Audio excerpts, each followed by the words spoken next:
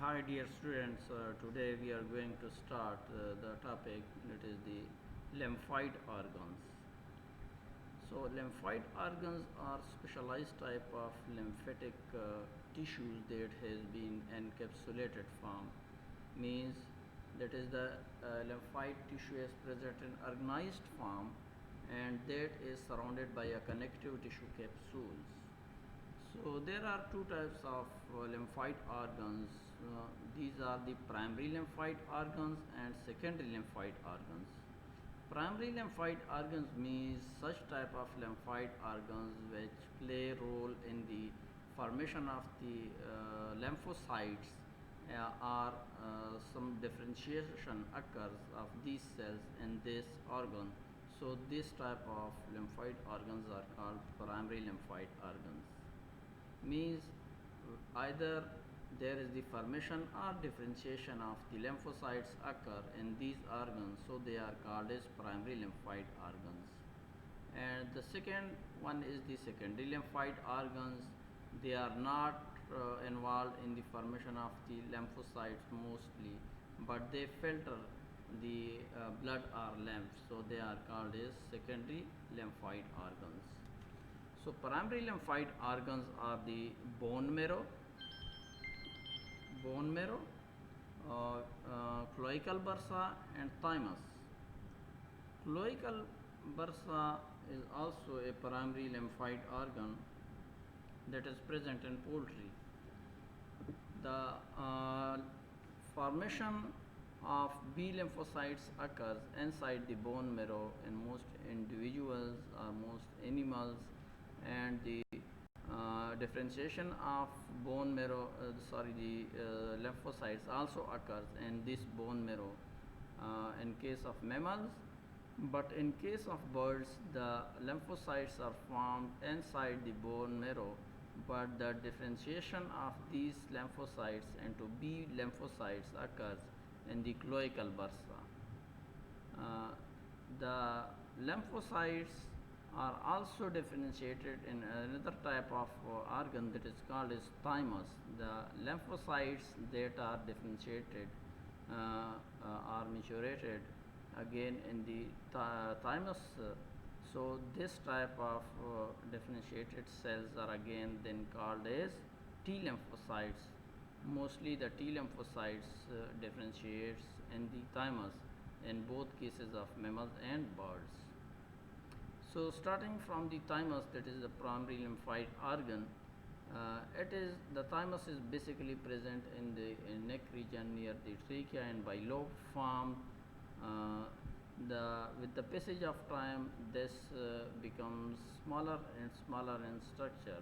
In the young animals, this one is somewhat about larger in size, but with the passage of time, the depletion of that organ occurs due to the formation of the deposed tissue inside the cells and the decrease in the number of lymphocytes in this organ.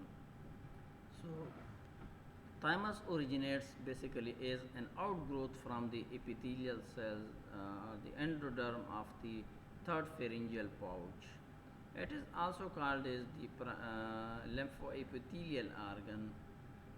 It mostly help in the development of T cells. The T cells are differentiated here in this organ. It does not filter lymph because it is highly protective organ. There are thymic barriers present in this thymus because when differentiation of lymphocytes occur into T lymphocytes, there must be a restricted environment for the pathogen to get enter in these organ or in this organ. So there must be a protective environment for the differentiation of lymphocytes into T cells. So these are there are some thymic barriers present in this organ. The histological point of view, basically it consists of the right and left lobes. It is surrounded by a connective tissue capsule that covers from the external side of the thymus.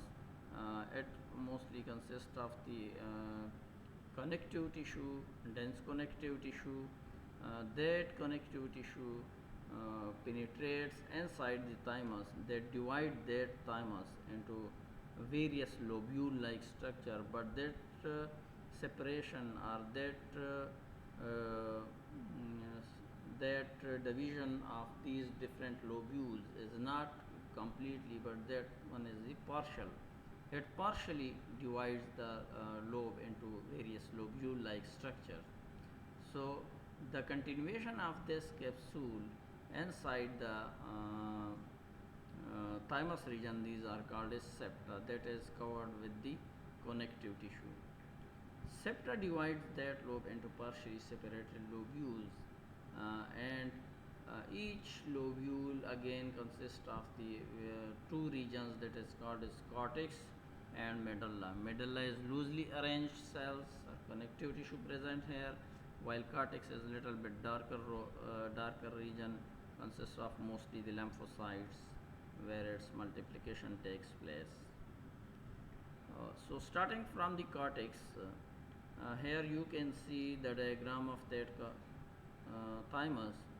This one is the outer side connective tissue capsule that covers externally the whole structure of that thymus, and that connective tissue capsule is again here it penetrates inside that thymus, which divides into that thymus into various lobule-like structure. For example, this one is lobule, this one is lobule, this one is another lobule, this one is another lobule. Here, these are the connective tissue septa. This mostly contains various types of vessels, arteries, veins, and some lymph vessels here, and these are the lobules. Individually talking about the cortex of individual lobules, for example, this one is lobule. The darker region that is present outside consists of mostly the various reticular cells, epithelial reticular cells, in which several lymphocytes are present here, are trapped here. And this one is the lighter region that is called as medulla, loosely arranged region of individual lobule.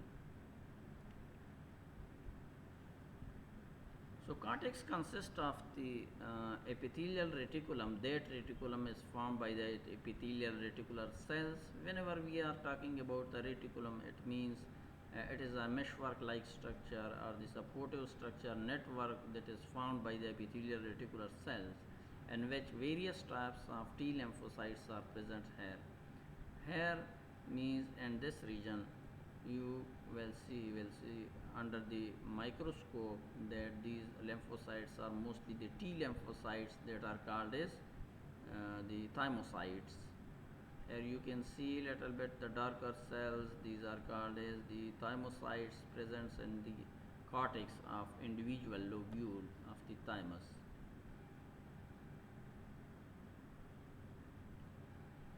Epithelial reticular cells have long branching cytoplasmic processes like structures. We have already discussed in general organization of the lymphatic tissue in the previous lecture. We have learned that epithelial reticular cells basically consist of several processes like structure, and these processes are attached together very tightly. Epithelial reticular cells form stromal network or supportive network for the cortex region, where mostly the T lymphocytes are present. There are also present a single layer of flattened epithelial cells that form a continuous lining around periphery of lobule and around the perivascular space. It means there are epithelial reticular cells present around the periphery of lobules and the perivascular space. Here you can easily see this one in this diagram. You can see where there are various epithelial cells here. This one is the perivascular space. Peri means around, vascular means vessel. So here you can see just a vessel. They are the epithelial cells that form a continuous lining in the periphery of the lobule, and the perivascular space. This one is the perivascular space.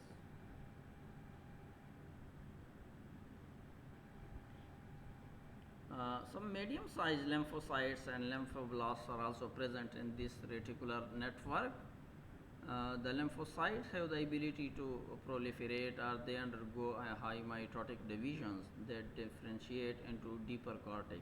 Means the cortex region contains various types of T lymphocytes or lymphocytes. They have the mitotic ability, and they when they are formed large number of cells, then they migrate deeper to the cortex region.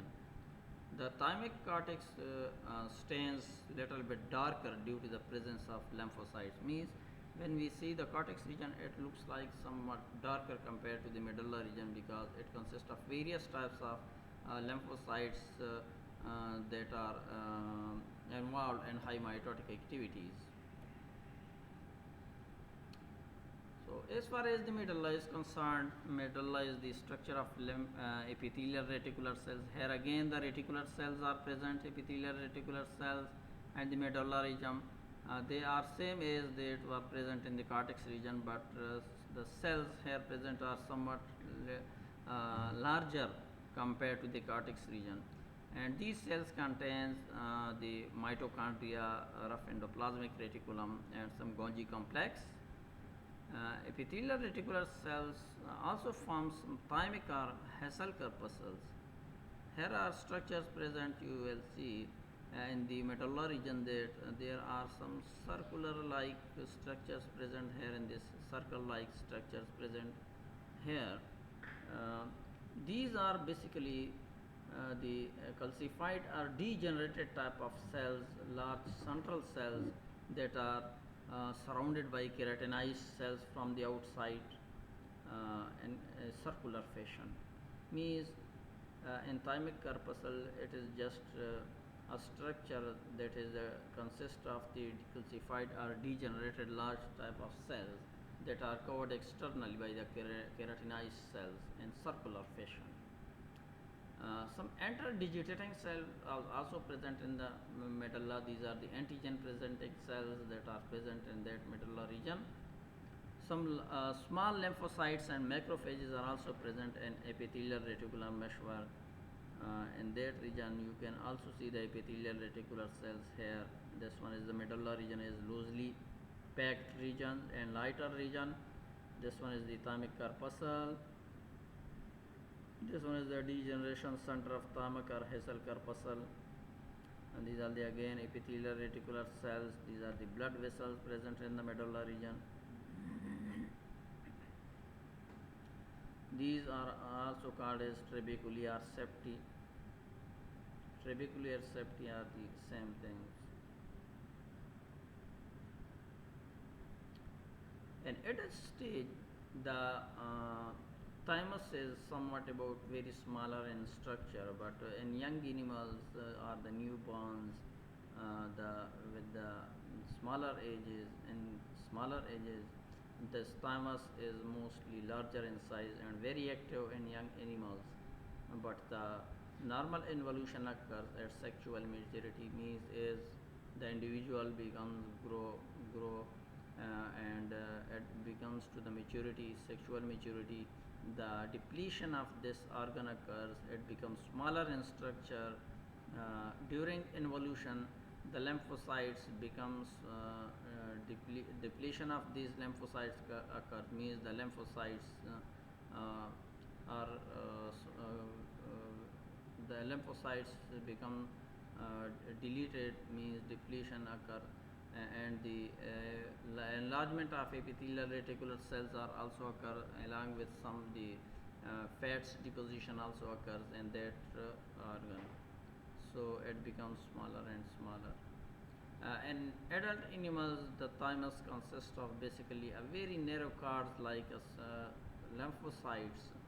Means card-like structure means in a row-like lymphocytes are present in this organ, in which epithelial reticular cells are mostly present, along with some the adipose tissue also.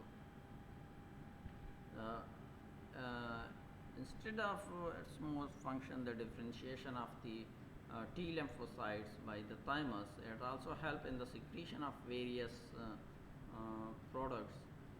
For example, it produces various proteins that acts as growth factors. It also helps in the maturation and differentiation of T lymphocytes, that is also discussed earlier. It also releases some specialized type of hormones that are called as the thymosin alpha, thymolene, thymopiotin, and thymus humoral factors. In this diagram, you can see this one is just a schematic diagram showing the structure of the individual lobule by the thymus. The outer side is covered externally by the connective tissue that is called capsule, and that capsule invaginate inside the thymus. They divide the thymus into small lobule-like structures, and each lobule then consists of the cortex and medulla region. Cortex is a little bit darker zone, and the medulla is the lighter zone. The cortex consists of mostly the epithelial reticular cells. Here you can see these are the epithelial reticular cells. These combine together to form a meshwork or network-like structure. These are the various lymphocytes present here in darker color. You can see here, and some macrophages that are the antigen-presenting cells or engulfing cells. These are also present in this region. These lymphocytes are called here mostly the T lymphocytes or thymocytes. As we have discussed that on the periphery of individual lobule periphery of cortex, there are some epithelial cells lining present that are present mostly in the perivascular space here, in the perivascular space, and this one is the outer periphery of the cortex region. This one is the medulla region. Here the epithelial reticular cells are present, but they are loosely attached and they are much greater in size compared to the cortex. Here also you can see the thymic corpuscle. These are the calcified or degenerated cells that are surrounded by the keratinized cells in circular fashion.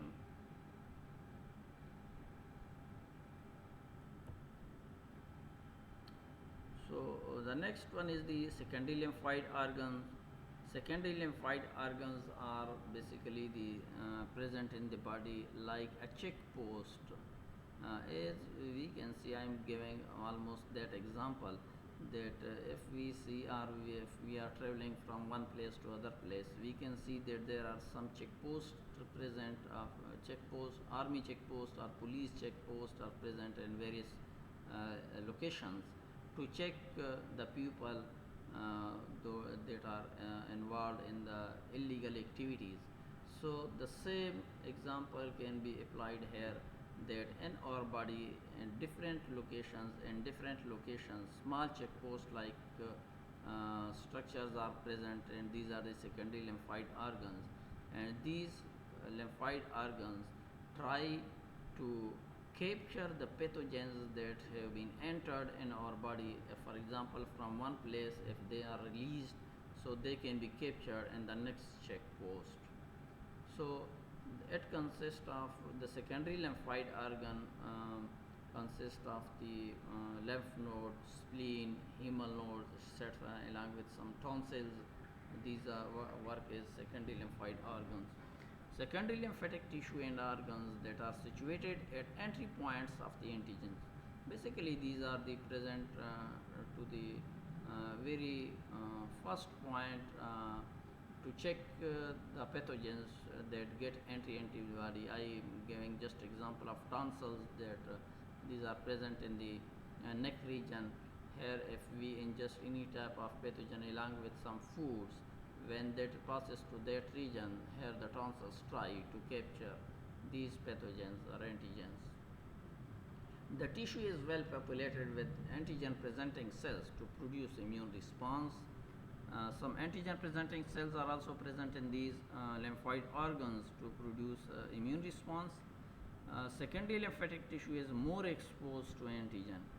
As they are most exposed to antigen, it means that as the proper work of these lymphoid organs is to capture these antigens, so they are more exposed to these antigen. For example, if we are talking about the lymph nodes that are present in various locations in our body and different regions in our body that filters the lymph, and for the blood, for example, some blood-borne antigens or pathogens are present, so they are then filtered through the spleen. Here I am just giving an example that antigen that enters into the body, if in the body through blood or lymph or through the dendritic cells, it is carried to the secondary lymphatic tissue, and that lymphatic tissue, that may be the spleen, it may be in case of blood, and it may be the lymph node in case of lymph, and that antigens or pathogen is then encountered, captured, or neutralized or degraded, whatever may be. The secondary lymphatic tissue associated with mucosa is called as mucus associated lymphatic tissue, that is abbreviated as MALT. Secondary lymphatic tissue or organs are spleen, lymph nodes, and hemal nodes. So mucosa associated lymphatic tissue or lymphoid tissue is that type of tissue that is mostly attached with the mucosa region or the mucous membrane, or in the connective tissue of the mucous membrane. So mostly it consists of solitary lymphatic nodules. Individual lymphatic nodules are present, or there may be some aggregation of lymphatic nodules. They are present in the subepithelial tissue of most mucous membrane, as the subepithelial tissue is mostly the connective tissue, and that connective tissue, that nodules are present, or aggregation of these nodules are present. These are mostly present in the digestive tract, that may be present in the respiratory tract or the urogenital tract. So talking about the tonsils, tonsils are the aggregated lymphatic nodules are present in the various region of the oral cavity. For example, there are present in the pharynx region, that are called the pharyngeal tonsils, and sometimes they are present in the palate region. These are called as the palatine tonsil, and some are the lingual tonsils also present. So tonsils are basically the aggregation of lymphatic nodules that are present in pharynx region, that are called as tonsils.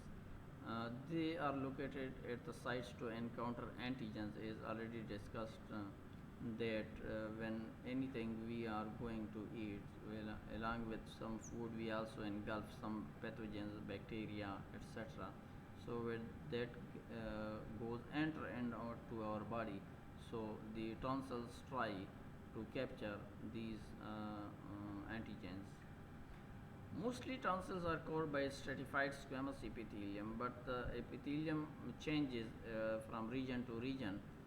So in case of oropharynx, these are lined by the stratified squamous epithelium, or in case of the nasopharynx, these tonsils are covered externally by the pseudostratified columnar epithelium.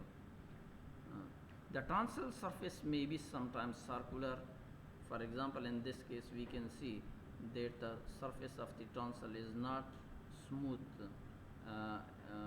Sometimes it is having some invagination like structure.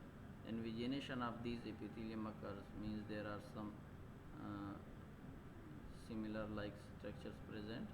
So irregularities are present, so these irregularities are called as tonsillar fossoli. Here you can see tonsillar fossoli, or sometimes these fossoli goes too much deeper inside the tonsil, then these are called as the tonsillar crafts. Tonsillar crafts. Here you can see the tonsillar crafts. Under this epithelium, this one is the stratified squamous epithelium, and here you can see that this region contains the diffuse lymphatic tissue. Diffuse lymphatic tissue is here already discussed. It consists of various types of lymphocytes, macrophages, plasma cells. So these are present, but these are present in dispersed form. And along with this diffuse connective tissue, we also contain here in the tonsil. And there are aggregation of some lymphatic nodules. These are the nodules present in this subepithelium region. Here you can see, there are the various types of lymphatic nodules present.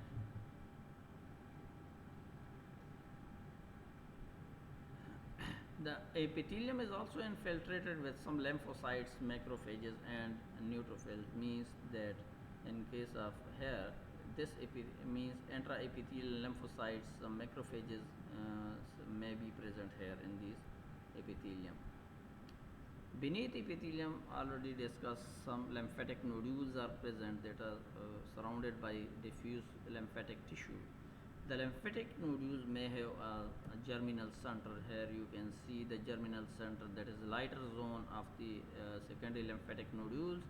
It consists of mostly the lymphocytes, but mostly the lymphoblasts or lymphocytes active here have high mitotic activities, due to which it gives a little bit darker color compared to the germinal center, that is called as mantle or the cape of the lymphatic nodules, while the center is called as the germinal center. Tonsils are surrounded by connective tissue capsules which can be removed easily. Means the whole tonsil are covered externally by a capsule-like structure, that can be removed easily. While the removal of these tonsils, for this we use a special term that is called as enucleation of tonsils.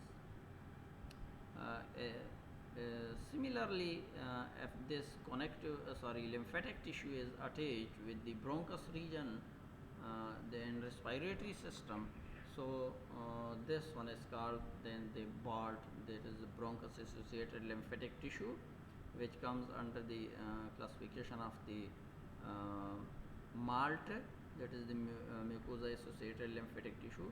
Here the cluster of lymphocytes are present in the wall of bronchi or bronchioles. In this case, both B and T lymphocytes are involved, that are present here in this region. Similarly, in case of the gut region, also there is individual cells present that provide protection against the pathogens that get entered into the GIT. So the individual cells may be present like the intraepithelial lymphocytes, means the lymphocytes that are present between the enterocytes are the epithelial cells. These are the columnar epithelial cells, mostly intestine.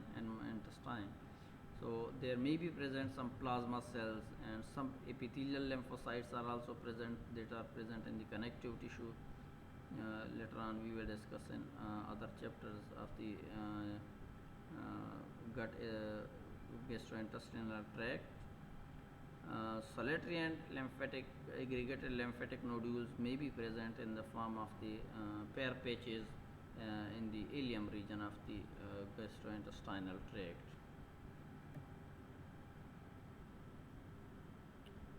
Thank you so much.